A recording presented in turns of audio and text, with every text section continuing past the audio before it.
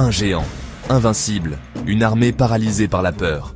Et un adolescent qui fait une chose que personne n'aurait osé imaginer. Mais tout le monde se trompe sur la véritable raison de sa victoire. La vérité va vous scotcher. Nous sommes dans la vallée d'Ela. Deux armées sont face à face. Depuis 40 jours, un cauchemar se répète. Chaque matin et chaque soir, Goliath de Gath, un guerrier mesurant près de 3 mètres, se pavane. Son armure pèse plus qu'un homme. Sa lance est un tronc d'arbre. Son cri glace le sang des soldats les plus aguerris.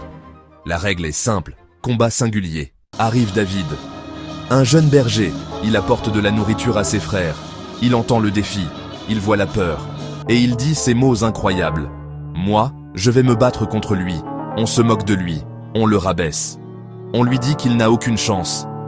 N'acceptez jamais le diagnostic de votre potentiel de la part de personnes qui ont déjà capitulé. On amène David devant le roi Saül. Le roi veut lui donner son armure.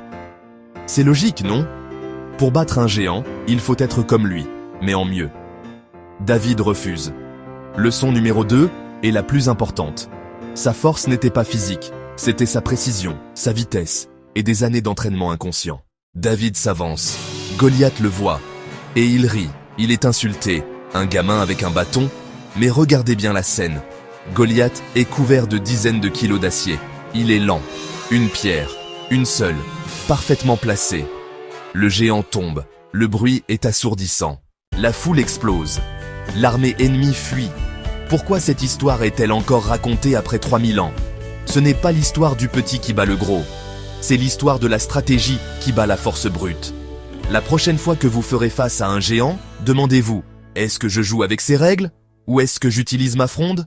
Si cette perspective a changé votre façon de voir les obstacles, likez, partagez et abonnez-vous. Quel est le Goliath que vous devez affronter en ce moment?